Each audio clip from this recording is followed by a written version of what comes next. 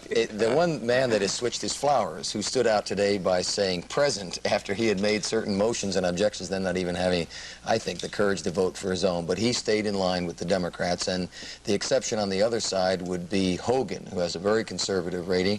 Former FBI. Right, and the author of the Hogan Amendment Against Abortion, which will lock horns with Ramona later in the year, I guess. That has nothing to do with what we're talking about. No, I'm just saying. You know, you conservatives do the same thing all the time. I noticed in reading the account, reality. Right, that in wanting to fault Andrew Jenner, one of the conservatives pointed out that he had once been against laws having to do with prostitution.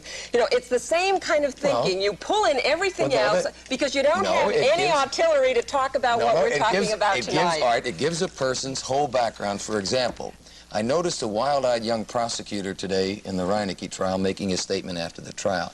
He looked to me like the kind of a guy that will be running after Ted Kennedy's heels, disregarding totally the cover-up of Chappaquiddick and groveling at his feet to work for him. But you know, without any moral compunction. We've done this program 3 evenings, and on every occasion you have mentioned Chappaquiddick and Ted Kennedy. No. And I submit to you they have nothing to do with Now, Ramona, I must hold the ACLU to facts. Last night I mentioned neither, and the first night it was Marilyn Monroe, not Chappaquiddick. But you see how you mix the two?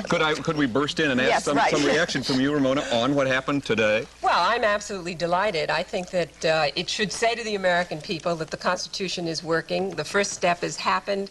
If what Mr. Sandman said tonight is the only good thing that put Republicans to bed tonight, I mean, I feel sorry for them. I think that that was, you know, just a note of desperation. As far as I'm concerned, I think there's little doubt that the House is going to impeach. The full House will impeach. I think when you look at a man like Hamilton Fish, I am from New York, and he is as conservative a person as you can find. Wrong. 39 rating.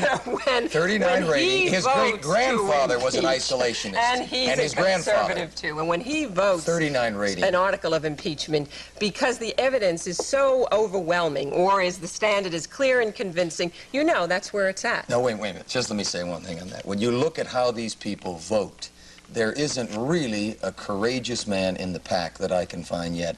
I thought Hogan might be one, even though I disagreed with him. But it looks like, according to Time and Newsweek, these great news journals, his running for the Maryland governor's race indicates that he has to vote that way. Now, one man is really interesting, Froelich, who has a very conservative rating. If that man goes home either voting for or against impeachment, he's going to lose to another Jesuit named Father Robert Cornell, and then I want the ACLU to demand separation of church and state and get Drinan out of the Congress. He's a disgrace. And I know the ACLU will take that step. Were these votes political? Were they political? Look at this, Larry.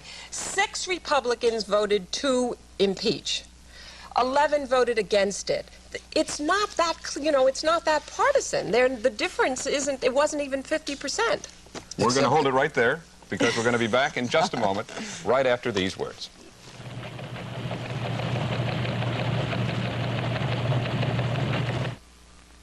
There you go again, rubbing your eyes. What's bothering him this time? Pollution? Dust? Smoke? Glare? Pollen? Or just plain old tired eyes? Don't rub. Instead, treat your irritated red eyes to Visine with tetrahydrozoline to get the red out fast. You'll see it soothe. You'll feel it freshen. When you feel like rubbing, your eyes feel like Visine. Attorney through a local bar association. Foundation attorneys provide counseling and representation for civil matters only.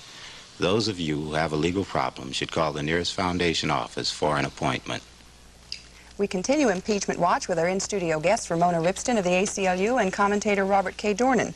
And we have a number of questions that our viewers had phoned in. We have 2 similar ones. Cheryl Johnson of Los Angeles is interested in knowing, do you think the president will resign? And Val Mitchell of Los Angeles wants to know what the procedure would be if he did. Well, I don't think he will resign. I think he has too much to lose. I mean, I think that, first of all, if he resigns, he's not going to be able to do very much for the people who have gone to jail.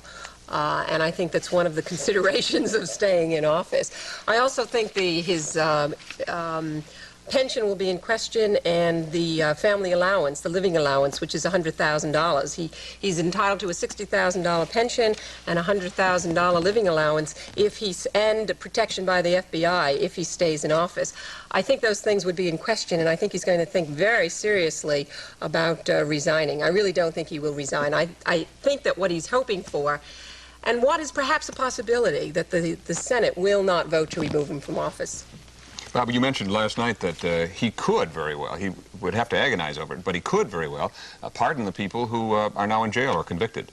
Well, I think that in some cases, like when Mr. Dean goes to jail, President Nixon maybe will send him a little goodbye gift or something, cologne or something, but that's all. But I still maintain, as Bill Buckley did in an interesting column last week, that with someone like Ehrlichman, he really does have an obligation. I would think, too, with a friend of mine and a fine human being, Ed Reinecke.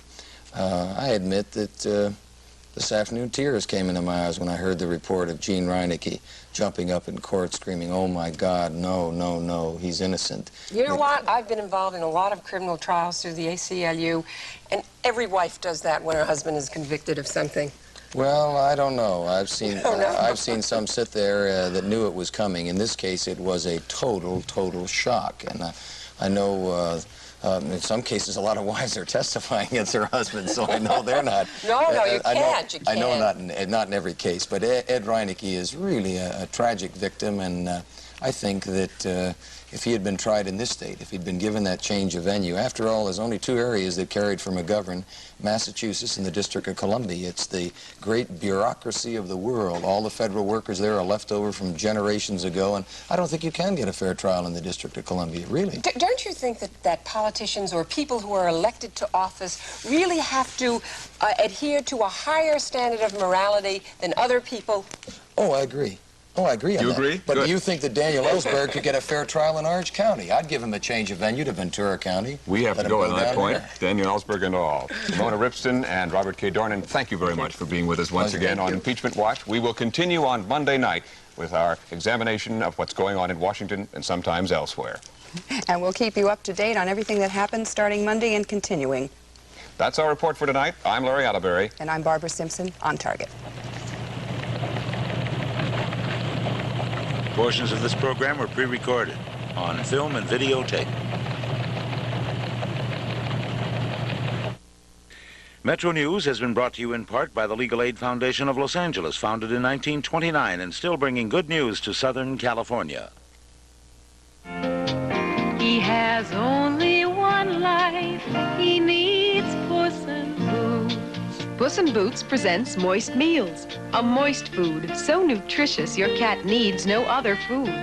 Moist Meals even has a nutritional bonus, a bonus nugget of liver, egg, cheese, and vitamins. Moist Meals, new from Puss in Boots. He has only one life. He needs Puss in Boots.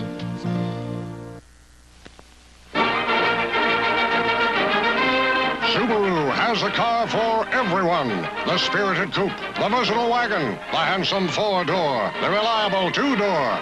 All with road-hugging front-wheel drive, precise rack and pinion steering, built-in extras like reclining bucket seats and a push-button radio. And Subaru owners report over 27 miles per gallon. Subaru, you could buy them for gas mileage alone, but there's so much more. Action and adventure on Mission Impossible next. Metro Media, television, 11, 11, 11.